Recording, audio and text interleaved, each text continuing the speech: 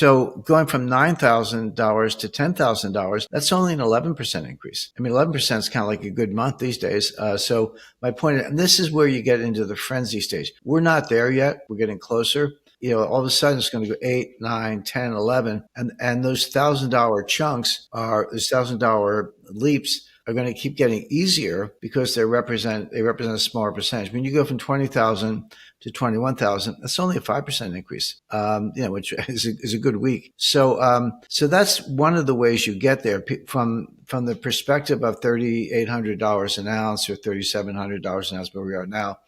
$23,000 seems like I'm asked the far side of the moon, but actually as you get closer to it, it gets really easy to. It is turning into gold's best year in decades. Bullion has hit a series of record highs in 2025, putting it firmly on track for its strongest annual performance since 1979, when revolution in Tehran rocked the global economy. JimRickards explains that three main drivers are fueling this bull market, including central bank buying since 2010, flat global mine supply, and gold's role as an everything hedge, effective in both inflationary and deflationary environments, as well as during crises.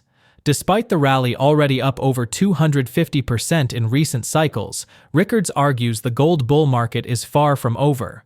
This is not a temporary trade. It's a structural shift driven by three unrelenting factors.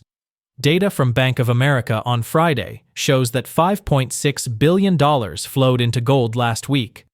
Over the past 4 weeks, the bank says there were record inflows of $17.6 billion.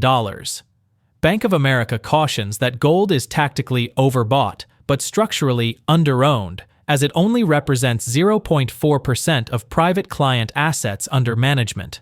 It is maintaining a long position on gold, indicating it expects the price to keep rising. Regarding gold's outlook, Rickards notes that central banks create a price floor by buying dips, giving investors limited downside with open upside. Before we dive into JimRickards' sharp insights from their latest interview, make sure to hit that subscribe button and tap the bell icon so you never miss a moment when truth meets the market. Let's get into it. Yeah, obviously gold's been going up. It's up well over 200%, more like 250%, just in recent months. And you go back over longer time frames, it's a lot higher than that. We're in a major gold bull market. The point I make is that this is going to continue, and a lot of investors ask me, say, "Well, hey Jim, you said buy gold when it was 1,500. It's 3,700, kind of teasing." Around $3,800 an ounce right now. Did I miss the boat? And my answer is, well, you missed, $1,300 worth, but no, or sorry, $2,300 worth, but no, you did not miss the boat. This rally is really just getting started. There are three main drivers. The first one is central bank buying. Now, 2010 was the year of inflection, meaning from 1970 to 2010, central banks and finance ministries, basically official institutions, were net sellers of gold. Beginning in 2010, they became net buyers of gold. Now, different central banks involved, Switzerland, UK, Australia, Canada were all sellers, still are. The Swiss have stopped selling. Canada, I think, sold all their gold. Not saying I have a treasure chest, but I think I have more gold personally than the government of Canada. So some of those countries are still sellers, or at least they've kind of dialed it down to zero. The buyers are new. They're Russia, China, India, Japan, believe it or not, Turkey, Iran. Iran's not transparent, but there's a whole set of buyers out there. Vietnam, for its size, is buying a lot of gold, and they continue to do so. Now, central banks, to be clear, they're very savvy buyers. They're not going to drive the market a lot higher by themselves, and they don't want to. If you were a buyer, why would you want the price to go up a lot? You'd say, "Hey, I'm still buying, so I just as soon keep it low for a period of time." But what they do is they put a floor under the market. They buy the dips. I hate to use cliches, but they do buy the dips. They put in standing orders. Russia for a long time was sort of 10 tons a month. Put in the orders with dealers in London. They don't want to disrupt the market, et cetera. But if you're an investor in gold, if you're any, an individual, everyday American, or hedge fund, or whatever, and you're interested, you have limited downside because the central banks are putting in a floor, but unlimited upside for reasons we'll talk about. So that's what I call an asymmetric trade. It's a very nice trade. The second reason is, good old fashioned supply and demand. You learn in your first week of economics courses. Might be the only thing you learn that's really valuable the way they teach it these days. But global output has been flat around 4,000 metric tons per year. That's all the mining in the world for about 6 years. Now, I'm not saying peak gold. It hasn't gone down, but it hasn't gone up. Just a little bit around the edges, but not very much. Right around 4,000 metric tons a year. So if you have constant supply, which we have, and increasing demand, which we do, that means the price goes up. It's just, limited, flat supply, increasing demand, price goes up. It's pretty much that simple. The third factor is that people say, gold's an inflation hedge. It can be an inflation hedge. The correlation between gold and inflation is less strong than most people assume. But I call gold the everything hedge, meaning, will it hedge inflation? Yeah, it actually hedges deflation. People don't understand. During the Great Depression, the best performing stock on the New York Stock Exchange was Homestake Mining, which was one of the largest mines in the world at the time. That's actually the foundation of the Hearst fortune, going back to George Hearst in the late 19th century. But I visited that mine. It's out in Lead, South Dakota. It's an open pit mine and an underground mine. They're not producing now. They produced up until around the year 2000, but certainly in the 1930s, one of the largest gold mines in the world. That stock went up at a time when the Dow Jones Industrial Index fell 82%. From October 1929 to June 1932, which was the bottom, almost 3 years, the stock market fell over 80%, but Homestake Mining went up, and it was the best performing stock on the New York Stock Exchange. Gold itself went up 75% during the Great Depression. It went from $20.67 an ounce to $35 an ounce, which measured in dollars, that's a 7% increase during the greatest sustained period of deflation in U.S. history. So the history of the Great Depression says when stocks are crashing and deflation takes over, gold goes up significantly. So it hedges that. It also hedges inflation because, again, as we saw in the late 1970s, in 1979, 1980, inflation was 13, 15%. U.S. Treasury notes were yielding, 10-year maturity was yielding 15%. You could have bought a 10-year Treasury note that would pay you 15% a year for the next 10 years. But from 1971 to January 1980, gold went up 2,100%. So it hedges deflation, it hedges inflation, it hedges social unrest, natural disasters, civil wars, regular wars, et cetera, and uncertainty in general. So it's very good in that sense. And one last point, Jesse, and kind of why I see this continuing and getting to much higher levels. There's a little bit of math. I mean, you can do calculus if you want, but I try to keep it around the 5th grade level because there's no need to be more complicated than that. There's a behavioral psychological phenomenon called anchoring. And anchoring just means, we're all humans. We all have biases, which are usually a good thing. It kind of kept us alive for a couple of million years.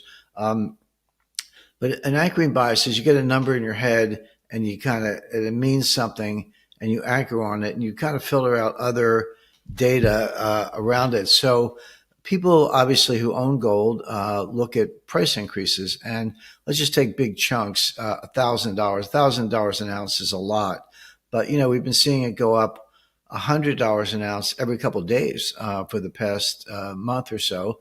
But let's just take bigger chunks, take $1,000. When you go from $2,000 an ounce to $3,000 an ounce, that's a 50% increase. When you go from $3,000 an ounce to $4,000 an ounce, that's a 33% increase. And when you go from $4,000 an ounce to $5,000 an ounce, that's a 25% increase. The point is, there's still $1,000 leaps. And if you have 50 ounces of gold and it goes up $1,000 an ounce, you just made $50,000. And people think of it that way. They focus on the $1,000, or in my example, the $50,000 gain, and they're like, ka-ching, ka-ching, that's great. But what they don't realize right away, because they just don't think about it, each one of those $1,000 gains is easier than the one before, because it's the same $1,000 gain, but it's a smaller percentage gain because it's calculated off a higher base. So going from $9,000 to $10,000, that's only an 11% increase. I mean, 11% is kind of like a good month these days. So my point, and this is where you get into the frenzy stage. We're not there yet. We're getting closer, but all of a sudden it's going to go 8, 9, 10, 11, and those $1,000 chunks those $1,000 leaps are going to keep getting easier because they represent a smaller percentage. When you go from 20,000 to 21,000, that's only a 5% increase. Which is a good week. So that's one of the ways you get there from the perspective of $3,800 an ounce or $3,700 an ounce, where we are now. $23,000 seems like I'm asked the far side of the moon, but actually, as you get closer to it, it gets really easy to see that kind of spikes. Based on fundamentals, JimRickards says silver is trickier than gold, as it serves both as a form of money and an industrial metal. While it usually lags gold, it tends to surge later and faster. Unlike gold, which is best for storing wealth, silver is more practical in a crisis, small enough to spend on daily needs. That's why he recommends holding silver eagles in monster boxes as real-world money if things get rough. Industrial silver consumption is expected to stay above 700 million ounces annually, continuing a trend of record demand driven by these sectors. Regionally, retail silver investment has been particularly notable in India, where demand rose about 7% year-on-year despite a temporary drop in imports earlier this year. Europe's silver investment market is recovering as well, albeit from a lower base, contributing to the global investment demand picture. Moving forward, Rickards criticizes Trump's Ukraine policy as amateurish and contradictory. He notes Trump's "wish them well" remark signals U.S. disengagement, while NATO arms Ukraine using seized Russian funds. Rickards warns that this weaponization of the dollar erodes global trust in U.S. treasuries. He concludes that Trump misunderstands Putin's long-stated positions, making his policy a failure. Let's get back to the interview. Silver is a little bit more difficult to analyze because, gold is not good for anything except money. So if you like money, have some gold. It's obviously a precious metal, but the industrial applications of gold are very few. Silver is different. Silver has a lot of industrial applications. But it is a precious metal. So you have to think of it as a precious metal money on the one hand, and industrial input on the other. Those can be moving in different directions. Obviously, the precious metal aspect is driving silver higher, but as we get into what looks more and more like an industrial recession, that could be a drag on silver use. But let's focus on the precious metal side. A couple of things about silver. Number one, it tends to lag gold. There's no way that gold's going to the levels I'm talking about and silver is not going to go to $100 an ounce. If you see $20,000 gold, you're going to see $100 silver or more. But silver tends to lag a little bit. The gold takeoff happens and it makes all the headlines and people get spun up. And then silver's just kind of sitting there like, what's wrong with silver? And then all of a sudden, silver starts to move. So I think you're exactly right, Jesse. We're in that mode right now. But it plays catch up. So silver could actually go up faster because it took longer to take off. So I think the way you described it is exactly right. But silver has a very important monetary use that I would say makes it even a little bit easier than gold, which is it's more practical. If you had a crisis and you had, where people lost confidence in money, or had an electric grid breakdown, and we had to kind of use gold and silver to feed our families, so to speak. Silver is a lot more practical because if you have a 1 ounce gold coin, let's say, okay, that's valuable. It's a form of money. It's bullion.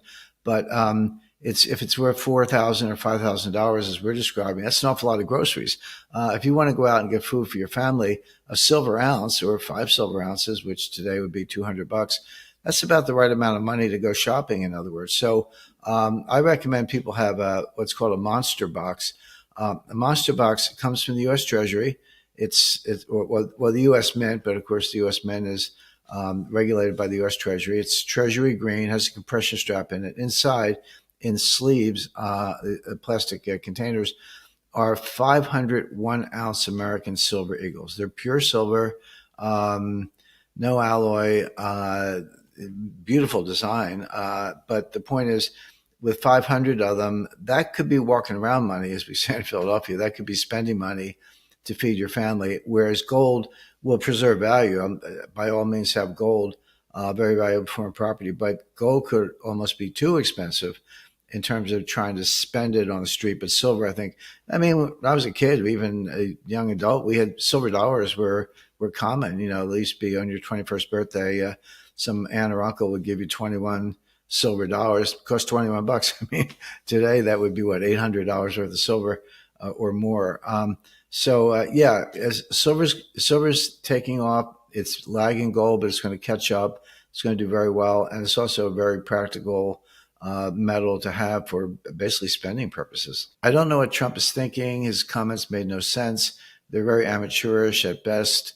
Although he did, just to add to what you said, Jesse, he did say one thing that was very interesting, and you're right. He said, I think, I'm paraphrasing, but I think Ukraine can take back this territory with some support from NATO. They can regain the territory that's been lost to Russia. He did say that, but then at the end of that sentence, he said, and I wish them well, which is kind of a way of washing his hands of it, saying, yeah, good luck, Europe, good luck, Ukraine, keep fighting, get your territory back, but don't count on us. Well, that's a big deal. Now, he didn't, again, he used the phrase I used, I paraphrased. He didn't say, well, we're suspending, weapons sales to Ukraine. I mean, what we're doing, what the United States is doing is we're selling weapons to NATO, and then NATO's supplying them to Ukraine. So in the strict sense, the U.S. isn't supplying weapons to Ukraine.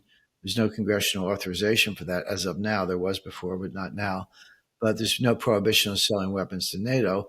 Begs the question, where's NATO getting the money? Because most of their money comes from the United States. And then they're stealing, they're in the process of stealing $300 billion of U.S. Treasury securities legally purchased by Russia. Now, at this point, most of those securities have matured, so you're sitting on a big pile of cash, but it's still the Russian cash. If you buy a Treasury note and it matures and the Treasury sends the money to your bank account or your brokerage account, it's still your money. But the NATO's in the process of stealing that to underwrite loans to Ukraine so they can fight Russia. So Russia's own money has been stolen to give to Ukraine to fight Russia. How much confidence does that inspire in the U.S. Treasury market? If you're Saudi Arabia or Taiwan or Japan or China or anybody else, and you're like, hey, what if the U.S. doesn't like what I'm doing? How do I know they're not going to steal my Treasury securities, et cetera? I'm not saying the Treasury market's going to collapse. I'm not saying that at all. In fact, actually, it's been pretty strong lately. I'm just saying that the more you weaponize the dollar, the more you drive people to figure out the alternatives. So I would say Trump's Ukraine policy is a failure. He heard Putin loud and clear. He walked out of that meeting in Alaska and said, "Oh, there's not going to be a ceasefire." Well, he's right, but Putin had been saying that for 2 years. He said, "Why would you agree to an unconditional ceasefire if you're winning?" I can understand the loser wanting a ceasefire so they can, rest their troops and get supplies and, get ready to continue the fight. But why would the winner want that? And the answer is you wouldn't. And Putin has said that. And I guess Trump heard it and said, yeah, I guess there's not going to be a ceasefire. Well, why didn't someone tell him that? It was pretty obvious. And then he said, Putin has these conditions. He wants to go to a full-blown peace negotiation and peace treaty. Okay. But Putin's also been saying that for 4 years. There was no news there, except the president seemed to hear him for the first time. Wyckoff, I don't, again, I don't know him personally. People say he's a nice guy, very smart real estate deal maker. I don't doubt that for a minute, but real estate and war are two different things. In addition to traditional valuation drivers such as interest rates, the dollar, and inflation, concerns over Donald Trump's attacks on the U.S. central bank, his trade war, and his tax and spending plans are also driving gold higher, analysts say. Many major financial institutions, including Goldman Sachs, Morgan Stanley, J.P. Morgan Chase & Company, UBS, and Commerzbank have issued bullish gold price forecasts for the remainder of 2025 and 2026. As investors steadily shift into gold and silver, are we approaching a point where hard assets begin to overshadow the fiat system altogether? Drop your thoughts in the comment section below. If you find this video informative, don't forget to support our channel and turn on notifications to stay informed about our latest videos. See you in the following video.